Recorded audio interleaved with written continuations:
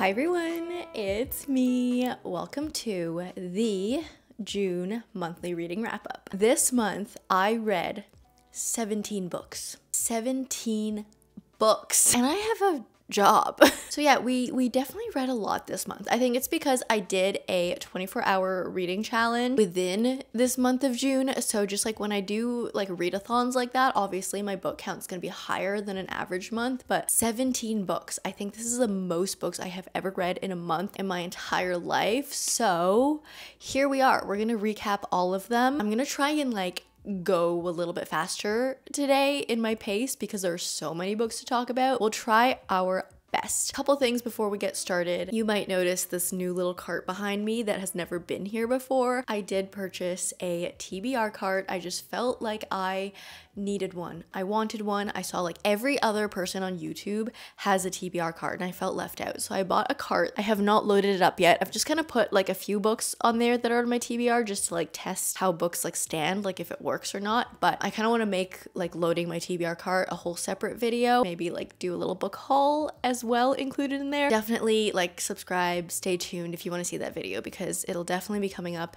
at some point. Just a reminder, I have added a spice rating to all of my book ratings from your request, and my spice meter is always in the description box below if you want to read more about like what each spice level means for me, because I know people rate spice a little bit differently. Okay, let's just get started. So I started this month reading Butcher and Blackbird by Brynne Weaver. This was definitely like not a typical book pick for me. I have not really read dark romance. It's not really my thing, and this is like a dark rom-com, so it's like also something that I've never encountered before, but this was actually my book club's book pick of the month, so I read it. I've also kind of just been like dying of curiosity to read this book because I've been hearing everyone talk about it and it just sounded so different. I just need to know what the fuss is all about. So this is a dark rom-com that features two like Dexter-coded type serial killers who fall in love. It's supposed to be very like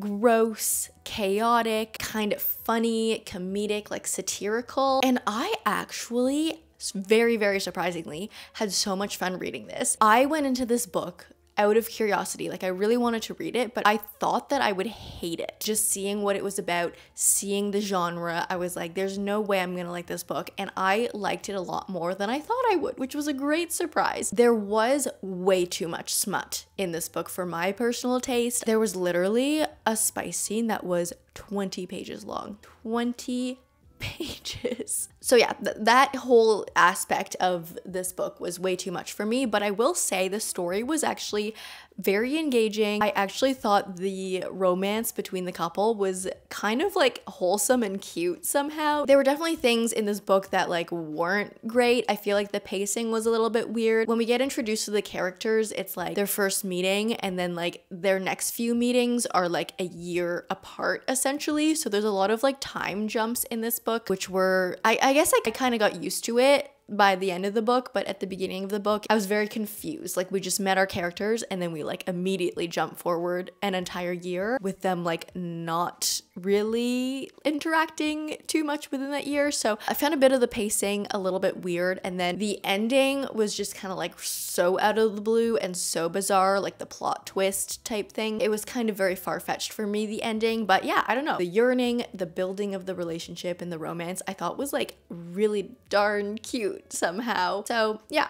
this book won't be for everyone, but if you've been curious to give this book a try because you've been seeing it everywhere, I would say go for it. It was definitely a fast read. It was just something different to break up the pace, because I feel like most books kind of follow a more typical conventional type of a structure, and this one was just a little bit more chaotic in terms of the story structure and like what it was about. So it was refreshing, it was fun. I definitely had issues with it, but overall it was fun.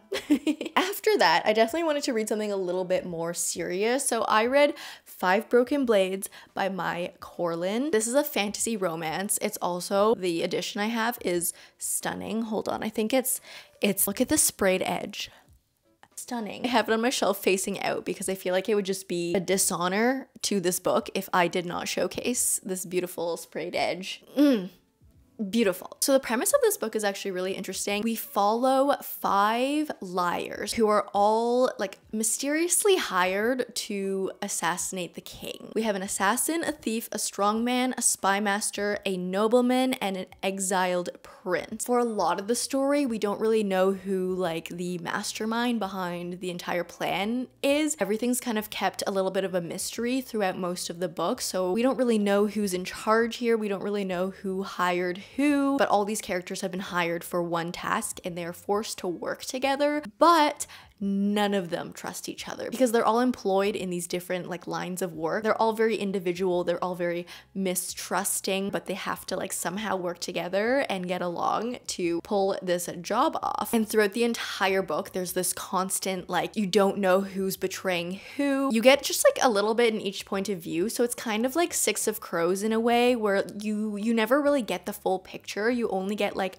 small snippets of what everyone individually knows. It was very fun like reading it and then like seeing it all come together in the end, and in that way I do think it's very like Six of Crows-esque, but the writing style I would say is definitely more Fourth Wing. It's very like easily digestible. It's very quick. The language used is like a little bit modern in terms of the slang, so I know that bugs quite a few people. It doesn't really bug me, but I know that bugs people, so if that's like a thing that you're like not into, there's your little forewarning. And I feel like in this book, like every single POV is an unreliable narrator because again, no one knows the full picture. So I don't know, it was very interesting for me to read. It was really fun. I will say some of the POVs were a little bit repetitive in terms of their like thought process. There were a lot of things that were repeated over and over and over again, and you guys know that I kind of get like annoyed when that happens because I feel like I'm just being force-fed ideas instead of like reading and like making my own connections throughout the book. So yeah, there were a few little minor issues in there that were a little bit frustrating while I was reading, but it was a really fun journey the entire way through. And at the end of this book, there's this big like plot twist, and it made me so excited for the next book, which I think is coming out like early 2025, but I'm kind of like currently sitting at the edge of this cliff waiting for the next book, and I'm definitely going to continue on with this series. So yeah, 5 Broken Blades. I then did another 180 swap in terms of book mood, and I read This Summer Will Be Different by Carley Fortune, and this was so sad to say, but it was a bit of a disappointment for me. It was one of my most anticipated releases for this year. I do like Carley Fortune's writing, and I have had a good experience with some of her previous books, but this one was just a little boring for me. So this one is set in between Toronto and Prince Edward Island, which is something that I love about Carley Fortune as a Canadian girl. It's just fun to read books that are set like in places where you live and that you like recognize things from them. Our main character does live in Toronto. She has a friend who has like a vacation cottage type thing. Her childhood home is in Prince Edward Island, and so she gets invited to go to their cottage with her friend. When she gets there, however, she realizes that her friend's flight was delayed, and so she has to spend one night there alone before her friend arrives the next day. Obviously, she by accident sleeps with her best friend's brother without knowing that he is her brother. They realize the next day, and then they just decide, no, we have to keep this a secret because one of her best friend's rules is you cannot fall in love with my brother. So they decide to like try and distance, separate from each other, like pretend it didn't happen, but obviously, you know, things happen. Encounters continue to happen. So that's basically this book, is just following that story, following the relationship between our main character, her friend, and then her brother, and the dynamics with all of that, all set over a backdrop of like Prince Edward Island, coastal beach vibes, oysters, seafood, summer. So this book is definitely a good summer read. I probably wouldn't read this book any other time of the year because it's just like such a summer book, but I just found the story to be very slow. I found that like nothing really happened. It was just more vibes in this book for me, and I think Carley Fortune is just really, really, really good at writing tension and chemistry. So I found that aspect of this book really good. But yeah, the plot, I feel like nothing really happened. The third act conflict did not make sense to me at all. It felt like very made up, just kind of for no reason. And yeah, just a lot of the big like blow-ups that happened like closer to the end of the book, I just feel like they were very underwhelming, a little anticlimactic. I just found it boring, which is so sad because I do love Carley Fortune. This one was just a little bit of a disappointment for me personally. Oh gosh, this is when I started to feel myself slipping into a reading slump, because next up I read A Fate Inked in Blood by Danielle Jensen, and this book, apologies to anyone who liked this book, I don't mean any offense to you, but I just found this book so boring, like so boring, and it definitely slumped me. But this is a romantasy. It is based in Norse mythology, which I was really excited about because I haven't really read much based in that. So I was really excited to get into this, but it didn't hit. So we follow Freya, who starts out the book living in this small fishing village. She's been living in this marriage that's like really, really not great. She was forced into it. She's married to this fisherman who's very high up in like the political and military rankings because he has been blessed by a god. So Freya's husband is like a fish god. So he can control the fish, which makes him a really good fisherman. So she just basically spends her entire life gutting the fish that her husband very unfairly captures using his powers, and she basically hates her life. She wants to fight. She's been like kind of secretly training behind the scenes. She just wants to do more in this world, as most romantasy FMCs do. Freya one day has an encounter with the Jarl, who is like sort of this leader of the village, and the Jarl finds out that she has been keeping a trace of a god's magic hidden within her and decides, I need you for my purpose of whatever political warfare schemes that I have. And so she gets whisked away on this journey with this evil Jarl type character. I just found this book to be so strange in the pacing, and I couldn't get into it because, first of all, we didn't really spend a lot of time introducing ourselves to the characters, to the world, to what's going on in the world. We didn't really get a lot of that. We kind of immediately started onto our quest, which is not always a bad thing. But then I feel like it was just battle after battle after battle. Like it was just physical wars starting immediately. And I love political warfare fantasy books, like you guys know that, but because we didn't spend a lot of time getting to know our characters, the high stakes battles did not feel high stakes to me, because I was reading the book and I was like, the main character could die and I could not care less, or like her love interest could just drop dead and I wouldn't care. I wouldn't feel a single emotion. I feel like the writing itself was okay. It wasn't really stand out. It was just kind of there. It blended in with the story, which I think is actually a good thing because it doesn't get in the way of the storytelling. But yeah, I just couldn't get myself to care. There was just no space to breathe in between the battles. There was no space to just like take it down a notch and like emotionally connect to these people that we're following in the story. And it didn't do it for me. I honestly almost DNF'd it, but I pushed my way through this book, and for me, it was not worth it. It was also just like randomly very spicy at points. Much too spicy for my liking again, but there was just a lot that was not really my thing. So yeah, I felt myself sliding into this slump, and what I'd like to do when I'm in a reading slump is pick up a thriller.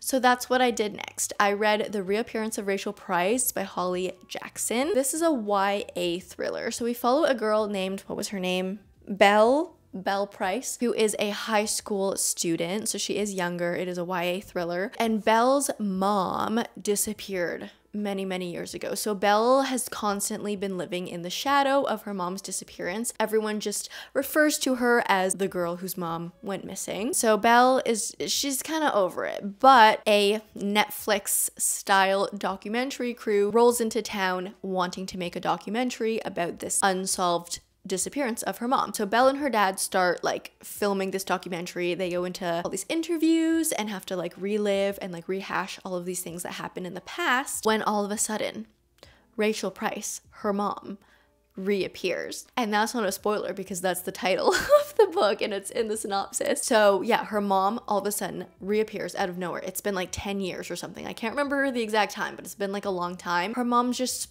walks back into town and everyone's like, where have you been? what happened to you? And her mom has this story that's like maybe has some plot holes. It's maybe not like, it doesn't seem like it's real. Belle just like sees so many holes in it. She's so sus about the whole thing. She's like, I think my mom's lying. So we just go through the book trying to figure out what exactly happened to her mom. Unfortunately, it did not really help me too much with my reading slump because it's another one that kind of fell a little bit flat for me. I don't know, the past few months and this month especially, I feel like I have been kind of not enjoying YA, which is interesting. There are still a ton of YA books that I read and I enjoy, but some books are starting to really read like super YA to me. And this book was one of them. Like everything was just so simple. It was really frustrating for me being in the mind of this like teenage character. Just the conclusions that she was leaping to like just felt very, very, very young and like not mature as like a 31-year-old reading these books. Like I'm sure if I was younger, if I was like a teenager or like in my early 20s maybe I would enjoy this book and this like POV a bit more, but I couldn't do it. It was very frustrating for me. I also find that Holly Jackson's twists at the end don't really make sense to me. I love thrillers that will like totally shock me at the end, and Holly Jackson does that, but like the way the twists happen, I'm like, no, there's no way. Like that's not what we were building towards at all. A good thriller twist, I think, will surprise you, but then will also make you like think back through the book and be like, oh, and you start making those connections and like now you see the clues that were fed to you along the way. The Holly Jackson twists that I've read so far have just been like, what? I definitely finished reading it and I was like interested in what happened and like what was going to happen throughout the way, but it definitely wasn't my favorite. I then picked up Leather and Lark by Brynne Weaver. So this is the sequel to the Butcher and Blackbird series. I think it's called the Ruinous Trilogy, but I picked this book up because it was also one of our book club picks for the month. We had like a double feature. This one follows the best friend of the FMC in Butcher and Blackbird and the brother of the MMC in Butcher and Blackbird, and we follow their story. So it's kind of similar in terms of the genre and everything. So I'm not going to say too much about the story because I feel like that would maybe spoil the first book a little bit, but it does follow, yeah, the friend and the brother. We have kind of the same like dark rom-com type of a vibe, but I found that this one actually had more of a structured story compared to Butcher and Blackbird, which usually is a good thing, but for some reason in this book, it just made the book more boring for me because I wanted chaos. This is a new genre that I have just discovered, but I have realized if I'm going to read a genre like this, I want it to be absolutely chaotic, nonsensical. I don't want a structured story or a plot or anything. I just want it to be like chaotic vibes. And this one I feel like was more of a real story. And I will say that like technically this book was probably better than Butcher and Blackbird, but for some reason I didn't enjoy it as much. I didn't have as much fun. I didn't laugh as much. I found the FMC in this book to just be kind of a watered down version of Sloane in Butcher and Blackbird. And yeah,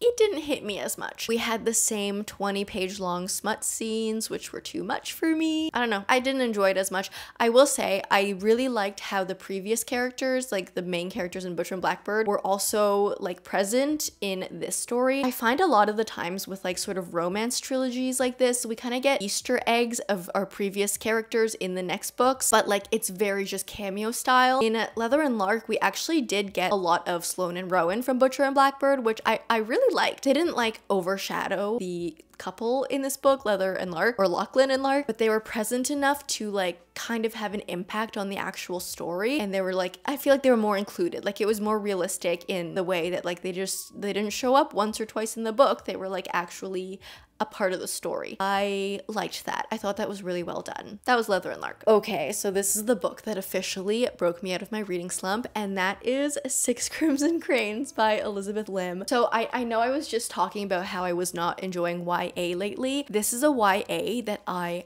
absolutely loved. I ate it up. It's moments like this where I'm like, maybe I still do like YA, because there are, as I said, there are YA books that I still love, but like only if they don't read so YA. This is a YA fantasy. We start with a princess named Shiori who it's like her engagement ceremony day. She's been forced into this engagement with like another emperor or another leader's type son for like political reasons, obviously. And so she's never met this guy before and she's just so uninterested. She's like, this guy's gonna be horrible, he's gonna be a brute, like he's from the north, so he's gonna just have this like really bad attitude. I don't like people from the north. And so she like really doesn't want to be in this marriage, but she's on her way to her engagement, her betrothal ceremony. We also have this evil stepmother type character. There were a lot of like parallels in the story to like Cinderella, it felt like to me. It wasn't exactly the story of Cinderella at all, but I feel like there were elements of it in here. So yeah, we had like the wicked stepmother type character who's like actually a demon and she ends up putting a curse on Shiori and her brothers. So her brothers turn into cranes, the 6 crimson cranes, and Shiori has to try and find a way to reverse this curse, save herself and her brothers. And I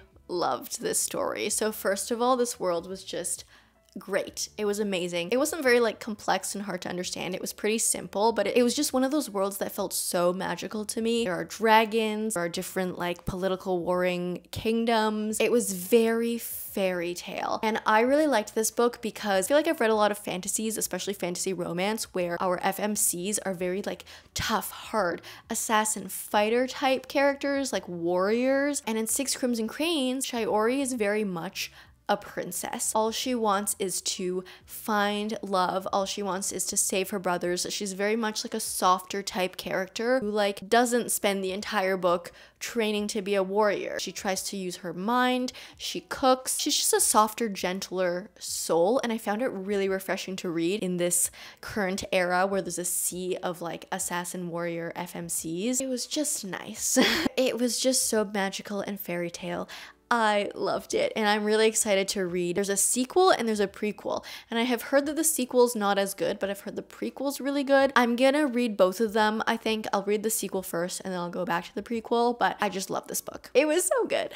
The romance was also just like adorable. It was so cute and wholesome and I loved it. It broke me out of my reading slump. So thank you, 6 Crimson Cranes. What did I read next? Okay, I decided for the rest of the month, and I didn't only read arcs, but I decided for the rest of the month I wanted to focus on like clearing out my arc list because I realized I received a lot of arcs from publishers that I had not read yet and I felt bad about it. So I tried to, just read more arcs for the second half of the month. So I read Honey by Isabel Banta, which I think is now out. Like it came out in early July, I think. The way I describe it is like if Daisy Jones and Evelyn Hugo had a baby, that would be this book, and made it more gritty, like less romantic and more like gritty lit fic. So we're set in like the 90s and 2000s, which was very nostalgic for me as a 93 baby. We follow a girl named Amber who gets this like once in a lifetime opportunity to try and like audition for this girl band. We follow her for like 10 years, I think, around 10 years, as she navigates like this tough industry of music during the 90s and 2000s. It was very like reminiscent of like the Britney Spears, Christina Aguilera days to me. I feel like the author definitely took inspiration from like what happened to those two pop stars at their very young ages. And overall, I found this to be a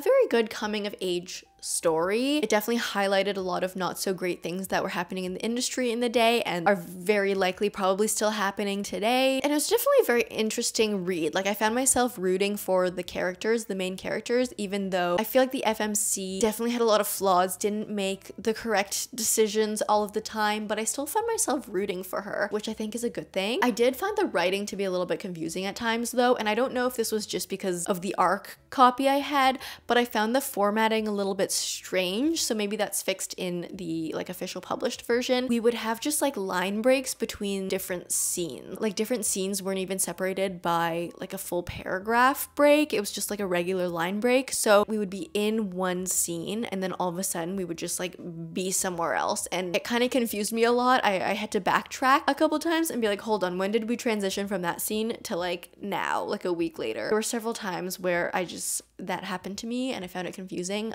but But yeah, I found the story to be pretty interesting to read. I find with lit fic a lot of the time, I feel detached to the characters. I feel like we're kind of watching the story happen from like a very high vantage point or like from very far away. We're not really like in the character's mind. We're just kind of like watching it happen from afar. I don't think that's really the style of writing that I like, the style of storytelling that I personally enjoy, but I don't know, I found the story to be engaging enough that it held my focus. I would definitely say give it a try, especially if you like stories like Evelyn Hugo and Daisy Jones. This was kind of the perfect baby between the two. I need a sip of water. I am feeling parched from talking so much. Oh, okay, this next arc was really, really good that I read, and you have to pre-order it right now, okay? So this book comes out in October, so I'm sorry you will have to wait a little bit for this book, but oh, it might be one of my favorite reads of the year. It might very well be. So I read A Song to Drown Rivers by Liang. I did not expect this book to hit me so hard. This was just an arc I received. I didn't really know much about it. I went into it blind, but oh my god. And this was another YA book that I ended up really loving. At least I think it was YA. I don't know, maybe it wasn't. It had kind of dark themes, but it wasn't spicy. So it's kind of maybe YA new adult. I don't know. But so this book is based on like a real historical, it's like a legend. It's like a Chinese legend inspired by Zishi and Fan Li, who are real people in Chinese history. This is a historical fantasy-ish romance. It wasn't very much fantasy, similar to Five Broken Blades. It wasn't very fantasy. It was more historical with like maybe a little bit of fantasy. We follow Zishi, who lives in the village of Yu. She is known for her beauty. She is the most beautiful woman that people have ever seen. That's just what she is known for. And so she kind of grows up thinking like the best she could do for her life is to marry rich, use her beauties to marry rich and just live a comfortable life. One day, a military advisor named Fan Li arrives in her village and gives her an opportunity to use her beauty as a weapon to infiltrate their enemy's kingdom, seduce the king, and like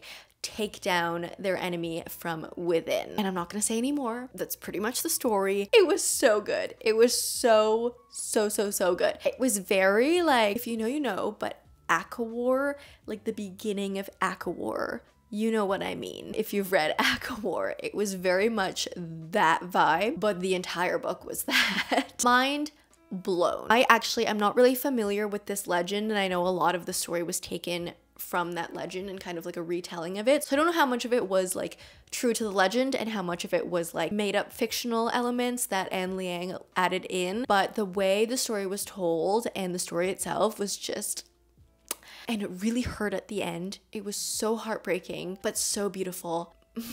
And the romance broke me.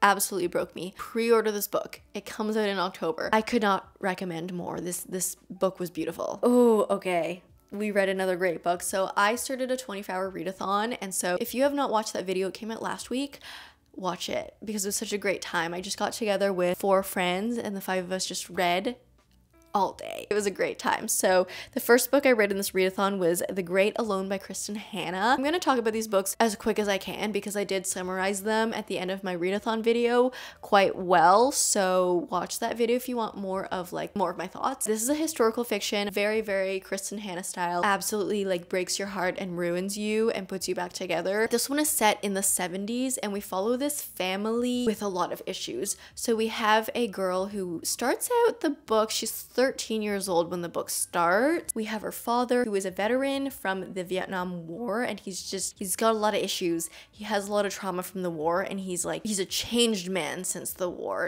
and there's just a lot of issues with him. And then her mother, who is kind of a softer character, who is just blindly in love with her father and will go along with anything that he says or does. They start out in Seattle and they decide to move to a very remote land in Alaska to get away from the city, get away from society, and just try and like heal and recover themselves within their family and everything. So that's our story. It's a very, very, very sad but also wholesome in a way story. If you've read any Kristin Hannah book, you will love it. It's very Kristin Hannah. That's all I'm gonna say about it because I did talk about it in my other video quite a bit, but highly recommend. I picked up Not in Love by Ali Hazelwood after that because I wanted something like less serious and more light, and I feel like Ali Hazelwood usually with her comedic writing will lift my spirits, but I forgot that this book isn't actually an Ali Hazelwood rom-com, it's more of a rom-drama, so it wasn't funny because it wasn't supposed to be. I felt like I was really missing that like Ali Hazelwood comedy spark in this book. I didn't like this book. I couldn't connect to the characters. There was way too much spice in this book for me, and there was like 5% of the book focused on the plot in this book, and I feel like the plot could have been really good, but we didn't spend any time on the plot. It was just insta-love and then spice, which I really disliked. But just to give you an idea of the plot, we follow a girl named Rue who is a food scientist. She's very like non-commitment type of a girly, so she like just hooks up a lot. She uses this app to hook up with random guys. So she kind of has a plan to have a one-night stand with this guy. She meets him, stuff happens, but then the next day she realizes that this guy is part of the company who is trying to acquire and take over her company. And so there's this whole workplace drama conflict thing, but they feel very attracted to each other. There's a lot of spice. That's the story. I thought the plot could have been good, but there was like 10 pages, I swear, of the book dedicated to the plot. Too spicy for me. Did not enjoy. I read Spells for Forgetting by Adrienne Young, also in this readathon. And this follows a few people who are on this island. It's a very like moody, vibey island. You know, Adrienne Young writing, very moody. And on this island, there was a murder that happened a long time ago, like 10 years ago. Again, I don't know the exact time frame, but it was a long time ago. A murder happened of a girl named Lily that was never solved. Everyone thinks that one of her friends, August, did it because he was conveniently kind of like not accounted for at the time, and then while they couldn't find evidence to actually like put him in jail for it, he actually ended up leaving the island with his mom right after. So he just looked very guilty. It looked like he was running away to start a new life and to get away from his guilt over the crime. So everyone thinks he did it except for our FMC, I forget her name, Emery, who had a little bit of a teenage romance with August, and she still loved him, so she was always like, no, he didn't do it, he would never. Jump forward to 10 years later when the book starts, and August is returning to the island because his mother passed away and he just has some affairs to sort out. So he returns to the island, and it brings up all of these things. It triggers a lot of the people who are living on the island and remember what happened. But yeah, this book was very moody, vibey, witchy, very like real world magical realism, and I really enjoyed it. Adrienne Young, she just writes books that are very fast and easy to consume, but also very atmospheric. I've only read The Unmaking of June Farrow by her as well, but in both books, I feel like they were the perfect length, perfect pacing. They're just these like atmospheric stories wrapped up in a perfect sized bundle. I love. I read a novella next because this was still part of the 24-hour readathon, and I read When Among Crows by Veronica Roth. This is a novella based on Slavic folklore. It's set in Chicago. There's a lot of like underground fighting ring energy, and I was very delusional while I was reading this book. So I did try my best to recap it in the 24-hour readathon video, and I don't remember what this book was about or what happened in it. I just remember there were a lot of fighting rings. It was set in Chicago. We had a character named Dimitri and Allah and Baba Yaga, and I literally don't remember much of what happened here. And it's kind of a mixture of me being delusional while I was reading this and also of me reading 5 books that day, so all the details have just slipped my mind. I only have so much brain capacity to store things up here, and this novella unfortunately was the one to get voted off the island. I just remember not really fully enjoying this book at all. I think it started just way too much in the middle of the action, and it was like 150 pages long, but we never had time to like establish where we were. We just started out right in the middle of a fight or something like that, and I couldn't get into it. I feel like if this book was a longer full-size book, it would give more space to introduce things, world build, you know, welcome you into the world, but it didn't. And I didn't enjoy it. And then this was the last book I read in my readathon, Check-in Mate by Ali Hazelwood. I did decide to give Ali another chance after I fully disliked Not in Love. I really liked this one a lot more. So this one is YA, so it's a lot more cute, wholesome, and we get more of those rom-com vibes back from Ali in this one, which I really loved. It was essentially Queen's Gambit but cuter. We follow a girl who she's trying to make it up in the rankings of the chess world. She has a romantic love interest. They play chess together. It's just so cute. I loved it. I think that's all I'm gonna say about that one because I talked about it a lot again previously. Next up, I read This Could Be Us by Kennedy Ryan. This is the sequel to the Before I Let Go. I don't think it's like necessary to read the first book because again, it's one of those romance series where like all our couples are kind of just interconnected because they live in the same universe, but I don't think you wouldn't have to read the first book to get the full effect of this book. We basically just follow one of the best friends of the FMC in Before I Let Go. So her name is Soledad. She's a very like put together type of a woman. She's like the perfect wife. She's married. She has 3 kids. Yeah, she just seems like she has it all together. She's the perfect hostess. Her life just seems to be very put together when her husband kind of turns the world upside down for her. And I'm not gonna say why because I want you to read this book and like be shocked by it. But her husband, yeah, basically just completely fails their marriage, turns her world upside down, and she has to deal with the repercussions of it. And that's what this book is about. She also ends up having a very forbidden type of romance with like someone who should be very off limits, and that's our story. So I was excited about the premise of this book, and it was just another one that fell a little bit flat for me. I went into this book expecting forbidden love because that's what it's advertised as, and I just found the forbidden love to be not so forbidden. Like the stakes seemed very low. It didn't seem like that big of a deal that they were together. It was another one of those books where like the third act conflict, like you're kind of building up all this tension and you're like really expecting this big blow up to happen, and nothing really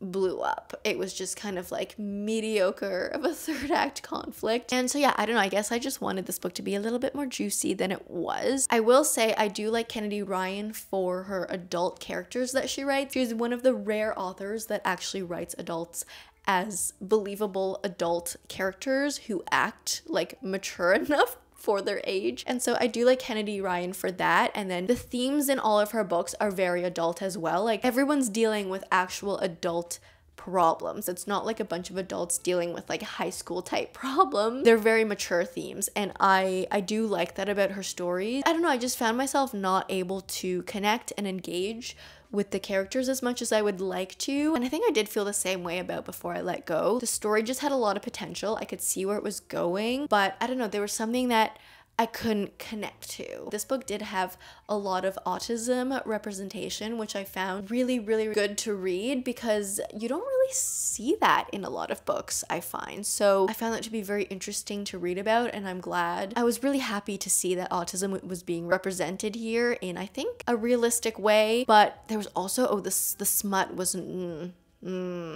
not for me. And there was a lot of social media speak in this book. I found it to be kind of awkward the way they were talking about social media. It felt like, you know, when like there's an adult who is trying to write like teenager dialogue and it feels very like stilted and like stiff and like not authentic. I feel like a lot of the social media talk in this book felt like that. It felt like someone trying to write about an influencer or like a content creator who did not really understand social media. So yeah, I found that to be a little bit like off. Okay, I read What the Woods Took by Courtney Gold, which is another ARC that I received. This book comes out in December. This is a thriller. It is YA.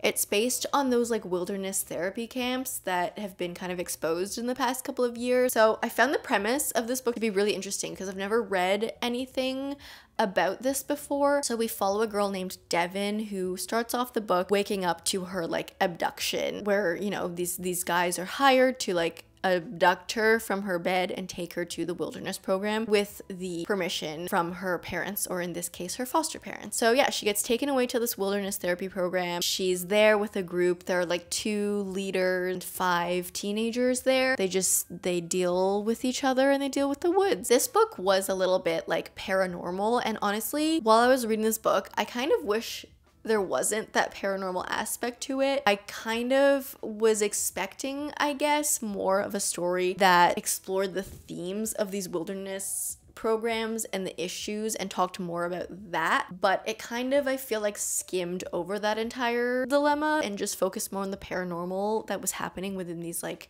spooky woods. I don't know, maybe I just wasn't in the mood for something like that, but it was another book that I just couldn't really fully immerse myself into. Also, this is another book where I'm like, maybe I just don't like YA thrillers, because being in the mind of this teenager was very frustrating for me. I just couldn't deal with her inner dialogue. I just couldn't. It was very annoying. But yeah, I don't know, it's very easy to read. It was fast paced. I kind of wanted to be spooked a little more. I wanted to be a bit more scary, but again, I am understanding that this was a YA book, so it's not gonna scare me as much as an adult thriller or horror would. It was okay. It was okay. If you're interested in the wilderness therapy programs and also in like a paranormal spooky woods type of a thing, and you don't mind being in a teenager's mind, I would still say try it. It was maybe interesting, like certain parts of it were interesting. It just wasn't what I expected, I guess. And then, okay, we're finally on the last book that I read this month. Whew, 17 books later. I just finished this last night actually, but I read Not Another Love Song by Julie Soto, another arc that I think is releasing this month. So again, by the time this video is out, I think this book will be out as well and ready for you to read. Ooh, I really enjoyed this. It was really fun. It was very fanfiction-y, and I think it makes sense because Julie Soto has a background in fanfiction writing on AO3, I'm pretty sure. It was just so fun to read. It's a rom-com, definitely very adult. There's a lot of spice in it. But we follow a violinist named Gwen and a cellist named Xander Thorne. Gwen is a very, like, I don't know, she's very classical, structured type of a violinist. And then on the other hand, we have Xander, who is more of like an instrumental rock star cellist. Plays a lot more like gritty songs, I guess. And we get this sort of like enemies or rivals to lovers type of a story where the two of them have been playing in the same orchestra for a year, but he's kind of the superstar. She's kind of like this nobody who tries to blend in, but she's like a child prodigy, very talented, but she kind of like undercuts her talents, you know what I mean, to like just stay under the radar. So he's never noticed her in the time that they have played on this orchestra together. When they get kind of brought in front of each other because she plays a wedding gig for his friend's wedding, and he notices her, and then we get, you know, we start on this journey of them getting to know each other and working together and figuring out their relationship. I don't know, it was very fun. It was definitely very unserious and very fanfiction-y, as I mentioned, but I found the story to be so wholesome and cute, and it was very spicy. I will say it was too spicy for my liking. Seems to be a very common theme for my June reads, but behind all the spice, I found there to be an actual very good, cute, wholesome story behind it all, so I did end up really enjoying this book. I read it in like, not one sitting, but I read it very, very fast. I loved it. I gave it a 4-star. It was so enjoyable. We do get dual POV in this book, and I think it was done really well. I feel like sometimes when we get dual POV in romance books, it kind of like negates the tension. Like it minimizes the tension between the characters because we see both points of view, and it's just like not surprising when you like know both of the characters' thoughts with each other. I feel like Julie Soto did a really good job with this one, where we were mostly in Gwen's POV, but occasionally we would have a Xander chapter that would kind of give us a glimpse into his mind, but not too much. And I found that the way it was done made the yearning and the angst in this book so good. There was obviously this big musical theme. I had like Bridgerton music in my head the entire time reading this book. That's how I pictured, like every time they played music, I pictured like Bridgerton covers. That was the vibe. I don't know. It was really fun. I really enjoyed it, and I would highly recommend this one. And I actually have another Julie Soto book in my TBR. This kind of made me want to pick up her other book ASAP. Oh yeah, and then at the end of this book, like the third act conflict, you know when you get so attached to characters that like when they're fighting, your heart physically hurts? I felt that with this book, and I didn't expect it because it's kind of a silly, like just fun story, but I felt like pain when our characters were fighting with each other. I was like, I don't know. It was written so well. It's so fun. Would recommend. That brings me to the end of this monthly reading wrap up. That was 17 books, and I tried to go as fast as I can, but I do realize I don't know how short this is gonna edit to, but I have been filming for almost an entire hour, and I'm sweating, and I need to drink water, and I'm tired. But anyways, I hope you enjoyed this reading wrap up. Lots of books this month. If you did like this video, please leave me a like and a comment. If you don't know what to comment down below, let me know what your favorite book you read in June was. If you like me, subscribe, do that bell thing, and I will see you in the next one. Bye!